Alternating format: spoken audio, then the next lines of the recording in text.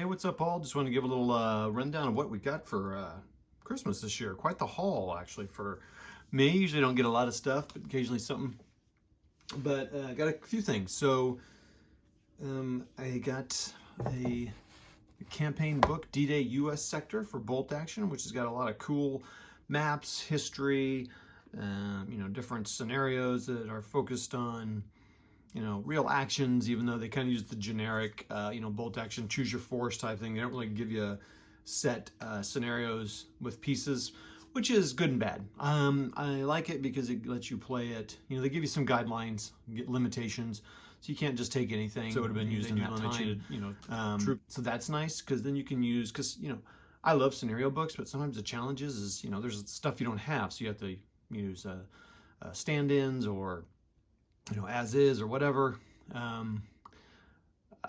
But I also like having the thing set, so it seems like it's a little bit more historical, but whatever. So I got that, and lots of cool things. And then I also got the British and Canadian sectors, so some cool stuff there.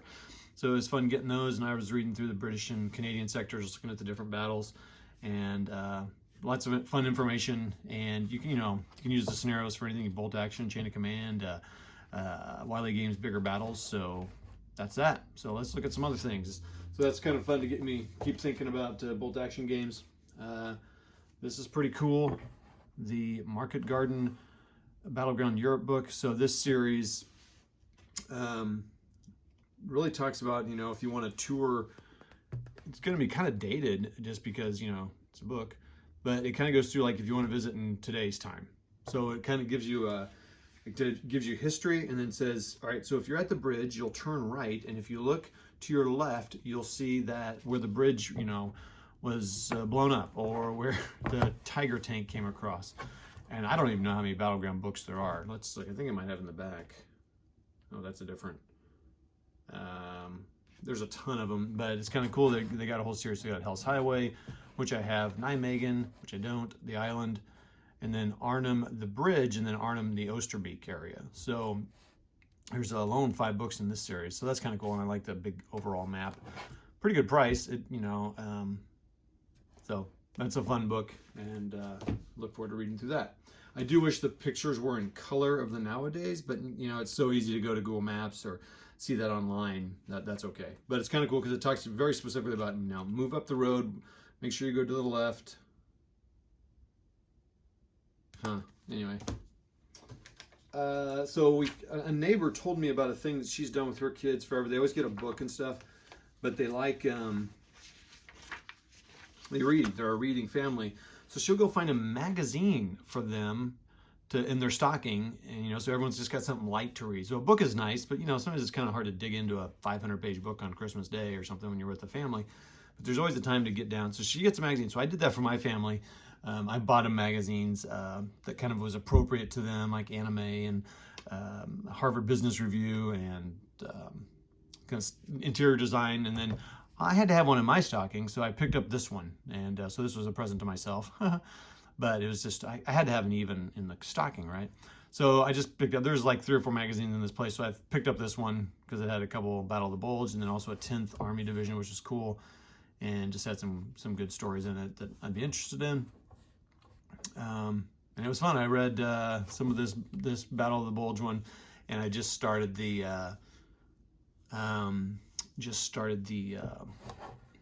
10th Division one, which is not listed on the cover here. But fun. It's a cool magazine. And then I think, 2 other things I have to. Oh man, I'm not ready to show you this one. I'll just show you. It has some pieces. It didn't come punched. I punched it over the time I was gone. This is one I asked for because I went to hear a speaker talk about the United States Army in the Pacific. And so I was kind of interested in some of the battles, but I don't really want to get into Pacific War or something like that. So I found a couple games from Revolution Games, and so someone gave me this from, actually my mom got me this one, Last Battle of Ishima. 1945, area movement, cool map. I like his maps he does for these. I mean, he uses the historic map and then just, puts the spaces on there. I think it's pretty cool. He's doing that with a few others. He's got some others that like. I also asked for Corregidor, did not get that one, but that's cool. I got one. So, and it's area movement. It's like all the other. Pretty much the rules are all the same for all area movement, even whether it's published by Avalon Hill, Revolution Games, or you know, that Stalingrad, Verdun, and the Volga. It's all very similar. Now give me a second. Let me go walk across my room. You get the last thing that I was given, and it's the Arnhem and Dusseldorf homes from the Battlefield in a Box from Battlefront. You know, these are kind of plain, but I like them because they're painted. And I was just thinking, well, you know, lots of people, you can wash them. You can add stuff to them, add some maybe decals to them, like a poster or something. You know, they're essentially the same buildings. They just change the color. They do change the surface. Like these are both kind of stucco looking, but they do have brick and stone and stuff like that. Anyway, I like them. And of course, they fit the Flames of War stand, so they fit all the stands I have. Another cool thing you can do is you can make them one story if you want. You can change them up. And of course, you can fit them in. They're pretty. The thing that would be most likely to break off with this, but they're pretty indestructible. I mean, I say that, I'll probably snap it or something. And you could certainly add details if you wanted. Nothing fancy about them, but they're done, and I can go battling. You could add, you know, if you wanted to, if you could find them. Well, I mean, I've got other buildings. You could add stories to them if you want to do some elevations. More than that. So I really like the Battlefield in the Box buildings. They're kind of nice to have, and I'm using one on the table right now. So that's my haul for the Christmas holiday season. So I got a board game, some light reading in a magazine, some historical / modern day reading, and a couple of books to build out armies. Really pretty cool. Felt like the right amount of stuff, the right things. So I hope you all had a good holiday season, and if you're hopefully you get some time off if you get that. I have a week off, which is cool, and just enjoying it, getting things done.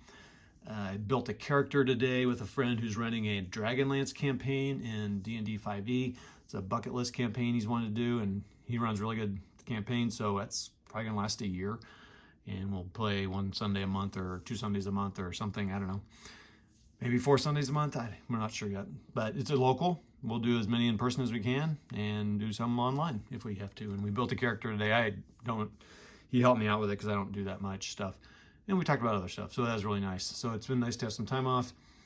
McMurray and I were supposed to get together tomorrow, but there's some potential COVID in the home, or there is definitely a head cold going. I don't have it. So we'll probably not do that and give me time to finish this Blitzkrieg game and also get the table set up for, hopefully we'll do it next week, the next Chain of Command game. All right, well, that's an update and some haul. Again, hope you all have a great season, and we'll talk to you the next video. See ya.